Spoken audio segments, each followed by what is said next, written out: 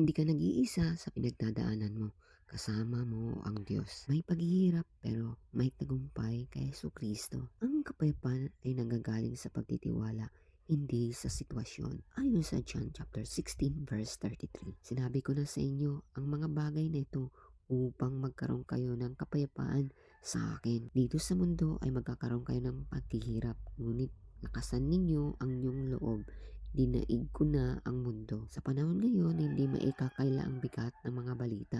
Krisis sa ekonomiya, kaguluhan sa mundo, at mga personal na laban tila sabay-sabay dumarating. Ngunit bilang mga anak ng Diyos, hindi tayo tinawag para mabuhay sa takot kundi sa pananampalataya. May mga pagkakataon na mas pinapakinggan natin ang takot ng mundo kaysa sa tinig ng Diyos. May mga pagkakataon na mas pinakinggan natin ang takot ng mundo kaysa sa tinig ng Diyos. Kapag ang focus natin ay puro problema, lalong lumalaki ang ating takot. Ngunit kapag ang tingin natin ay nasa Diyos, kahit hindi nawawalang problema, nagkakaroon tayo ng kapayapaan. Hindi ipinapangako ng Diyos ang mawawala agad ng krisis, pero ipinapangako niya na hindi ka niya iniwan sa gitna nito. Ang kapayapaan natin ay hindi nakabase sa nangyayari sa paligid kundi sa katotohanan na si